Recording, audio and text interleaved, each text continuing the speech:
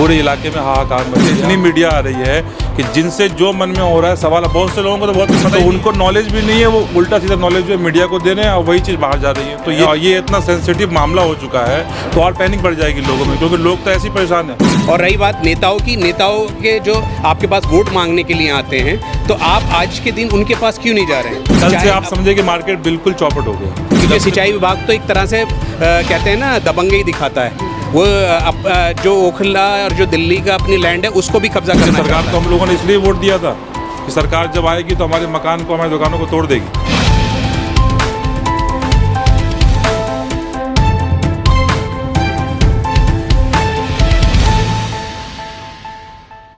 हम लोगों ने कल सबने मिलकर मीटिंग की है और हम सुप्रीम कोर्ट का रुख कर रहे हैं, क्योंकि नोटिस जो है सुप्रीम कोर्ट से है, तो जो भी हम कर सकते हैं सुप्रीम कोर्ट में जाके कर सकते हैं।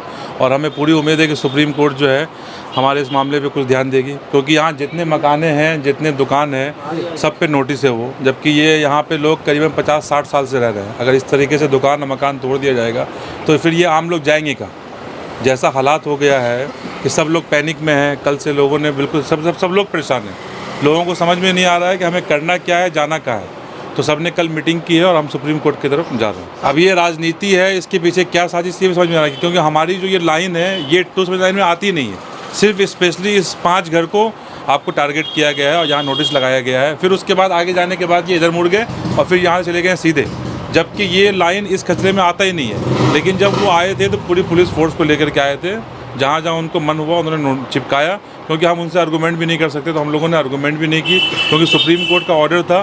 तो लोगों ने बिना किसी सवाल के उनको चिपकाने दिया और वो चिपका के चले गए। और उस नोटिस में कहा गया है कि कितने साल से आप ये दुकान चला रहे हैं? हमारी ये दुकान सबसे पुरानी है यहाँ पर, करीबन 9 साल तो पूरे हो गए। अभी तक कोई ऐसा नोटिस आया था इससे पहले? कभी आज तक कोई नोटिस नहीं आया, कभी कोई मसला नहीं हुआ। और हमारी जो बिल्डिंग बनी हुई है प्रॉपर तौर पे जो गवर्नमेंट की गाइडलाइन है कि विद पार्किंग और 4th फ्लोर तक ही बना सकते हैं आप, उसी के तहत ये बिल्डिंग बनी हुई है। ये सारे टैक्सेस वगैरह पे कर सब कुछ आता है हमारा यहाँ, सब कुछ है यहाँ का। बिजली का बिल है, मीटर है, पानी है, सब कुछ है। वोटर ID हमारे यहाँ की, आधार कार्ड है हमारा यहाँ का, सब कुछ है। हम वोट भी दे रहे हैं। तो क्या सरकार को हम लोगों ने इसलिए वोट दिया था कि सरकार जब आएगी तो हमारे मकान को, हमारी दुकानों को तोड़ देगी। तो ये समझ से बिल्कुल पड़े है कि ये हो क्या रहा है। तो हम लोग सुप्रीम कोर्ट के लिए मूव कर रहे हैं और हमें उम्मीद है न्यायपालिका पर, सुप्रीम कोर्ट पर, कि हमें बिल्कुल इंशाल्लाह आपको इंसाफ मिलेगा। इस पैनिक से कितना फर्क पड़ा आपके कारोबार पर? कल से आप समझे कि मार्केट बिल्कुल चौपट हो गया। जब से पुलिस यहाँ पर आई पूरे इलाके में हाहाकार मच गया, क्योंकि प्रिंट मीडिया, इलेक्ट्रॉनिक मीडिया और बाहर की मीडिया भी आ गई थी, इंटरनेशनल मीडिया भी थी।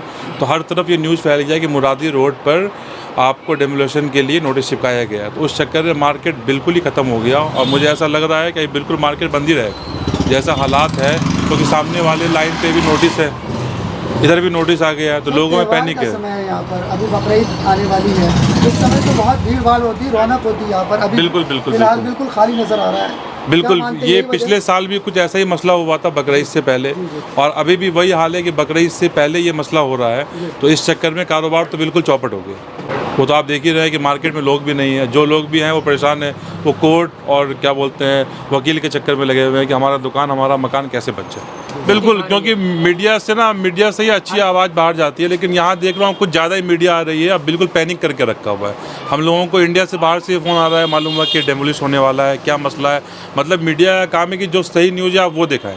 जो पब्लिक परेशान है, क्यों परेशान है, उनकी आवाज़ को आप वहाँ तक लेके जाएं जहाँ से उनको राहत मिल सकता है।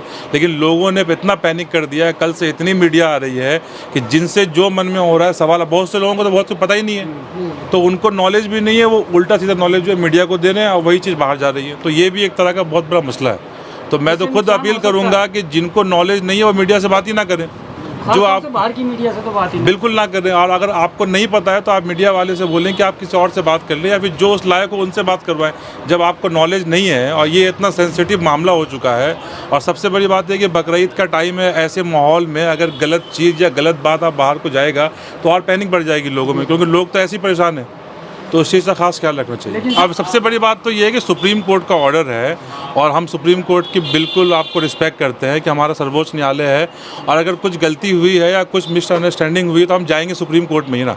कोई भी मसला होता है तो लोग सबसे बड़ा आधार तो सुप्रीम कोर्ट है, तो हम उस पर आपको पिटीशन डालेंगे और सुप्रीम कोर्ट बिल्कुल हमारे मामले को देखेगी और हमें उम्मीद है कि हमें इंसाफ मिलेगा। आज जाना था सुप्रीम कोर्ट, उसके हाँ, हमारे कुछ बड़े लोग ने मीटिंग की थी कल और वो आज शायद कोर्ट के लिए मूव कर रहे हैं, तो शाम तक मालूम चलेगा कि क्या गिरा। शाम में ये बकरा ईद के आसपास ही ये चीज़ होती है, क्योंकि ओखला विहार आपने देखा होगा, ओखला विहार भी आज से तकरीबन कई साल पहले वहाँ पर भी तोड़फोड़ हुई थी, वो भी बकरा ईद के आसपास हुई थी। अब ये भी लोग अब बेचारों ने देखो कितनी मेहनत से ये बनाया है।